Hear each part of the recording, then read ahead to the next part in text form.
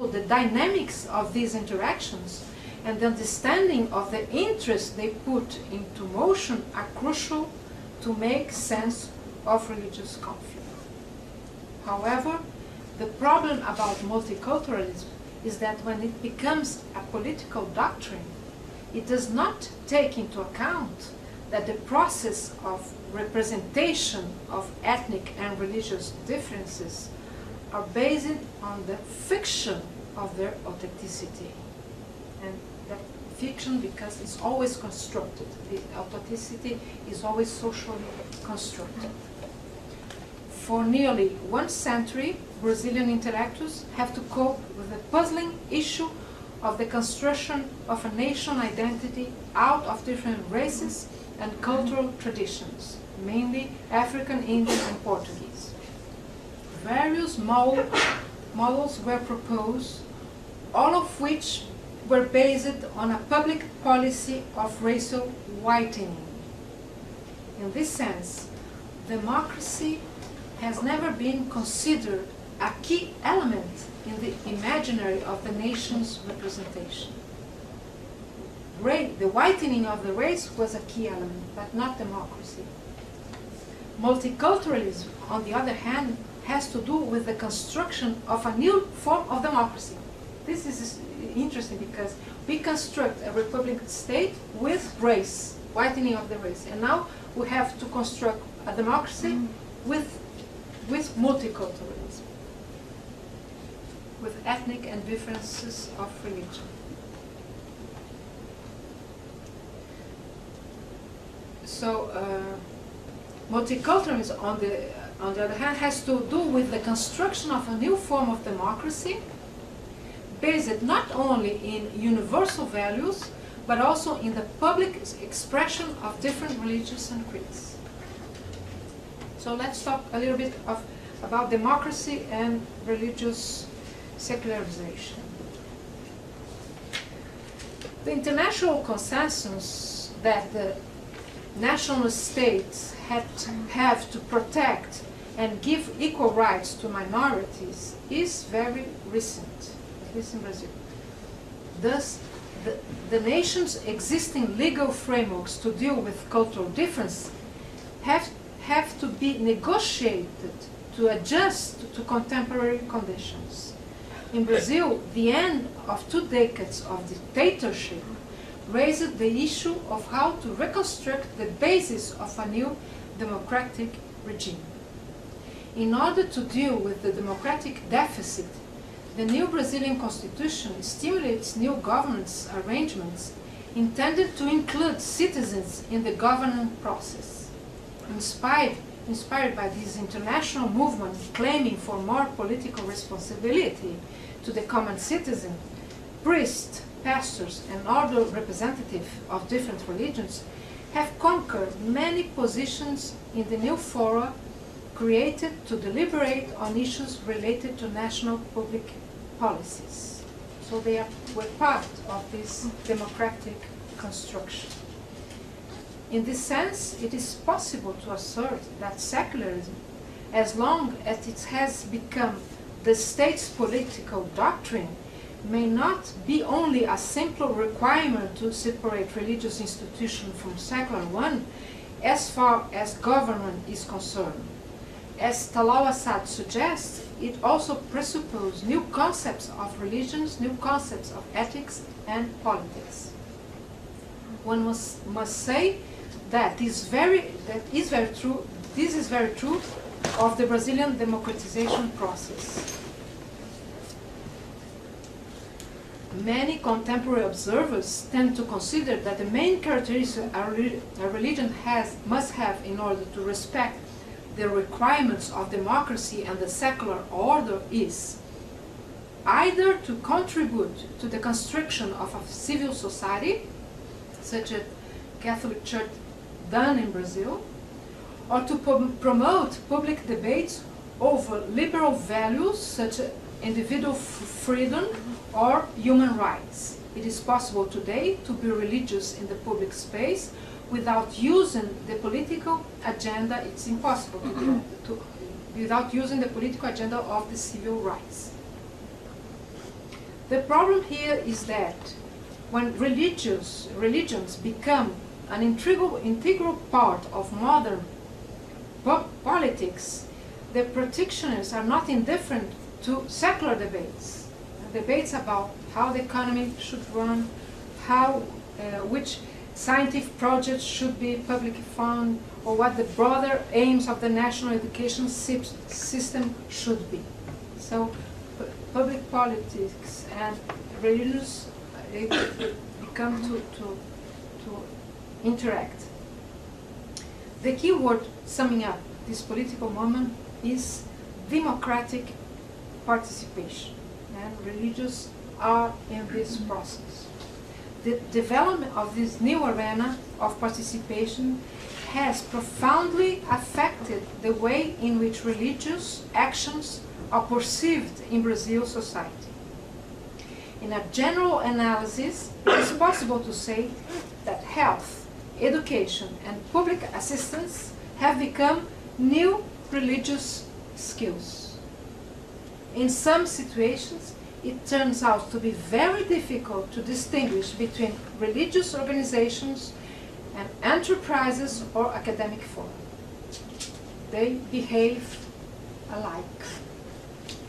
Some recent examples are the way in which National Evangelical Network of Social Assistance in Brazil has empowered its staff by providing them with technical education and academic knowledge such as leadership and human resource in order to qualify them to face different social problems such as hygiene, government accountability, public assistance, etc.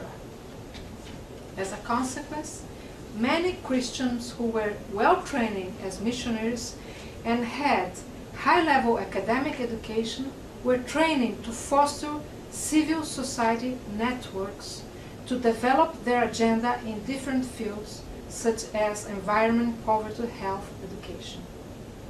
Moreover, their professional experience has frequently allowed them to be incorporated into the government staff at local or state level. In this, it is thus possible to demonstrate that Christian professional segments have a significant role in the formation of Brazilian public opinion, and they are able to propose reasonable ways of viewing particular problems, as well as to guide parliamentary activity and submit new laws. Recent studies have demonstrated that evangelical participation in the political sphere is also increasing. Rio de Janeiro, for instance, has had 3 Protestant governors, and its legislative assembly was composed of 37 evangelical representatives in this period.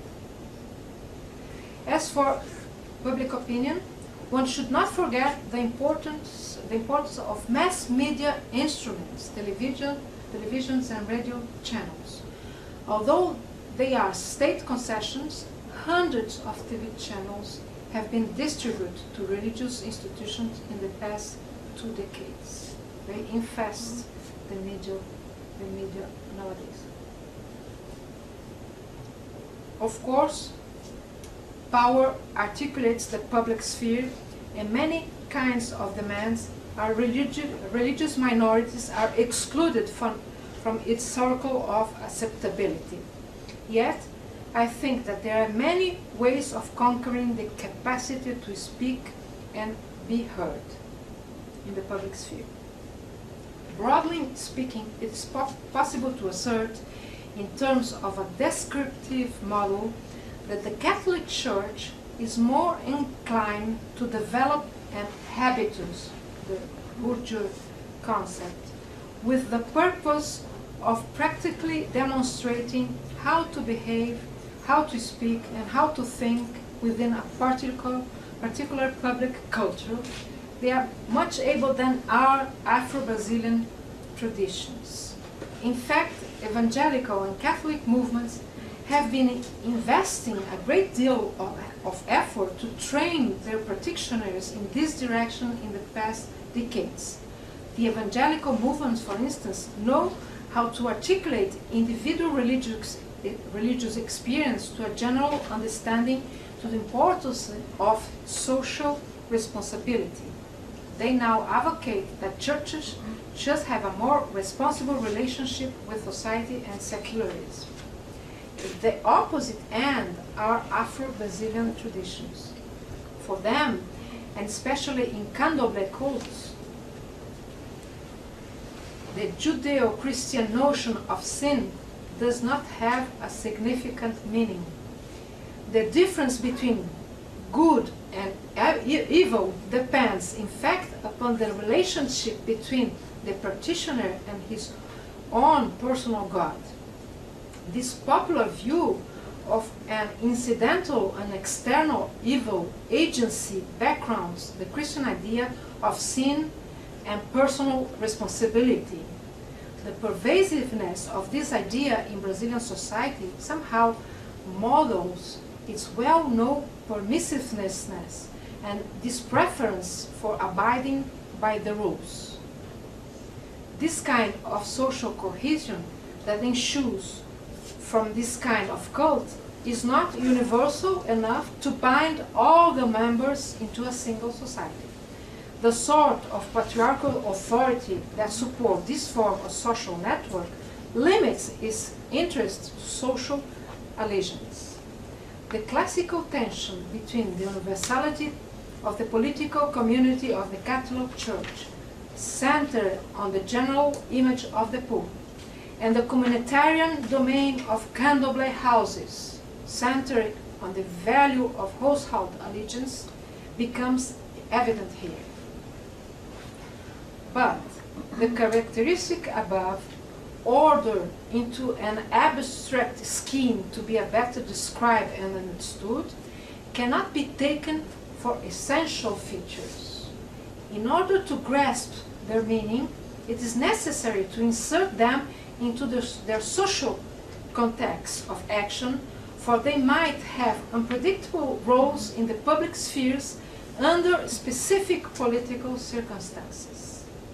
This is very true in the case of Afro-Brazilian religious leaders who marched, for instance, against religious intolerance in 1980 in a reaction against the physical and moral violence of Neo-Pentecostals. Candomblé and Ubanda priests organized themselves into a political front to promote religious freedom. So they may be a cluster, they may be a communitarian group, but they go to the public sphere in terms of a more general defense of the religious freedom.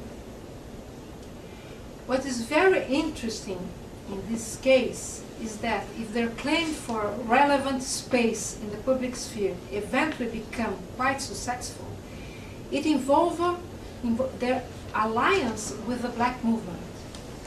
As religions, they did not, they couldn't do that. They had to ally with the black movement, and they did not stay restricted to the religious field.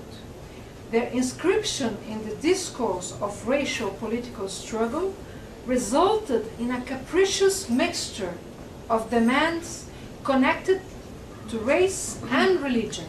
In fact, the two major aims of the Brazilian National Plan for Racial Equality are the guarantee of secularism and the battle against religious intolerance. It's a little bit funny, right? Because the National Plan for Racial Equality, the two demands for racial equality is secularism and religious intolerance, against intolerance.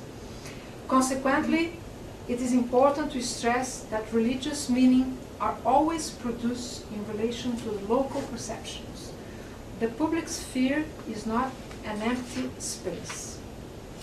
In Brazil, people tend to be eclectic in terms of religious practice. As had already been mentioned, they may attend the Catholic Church in the morning, a spirit section in the afternoon, and an African cult in the evening. Neopentecostal cults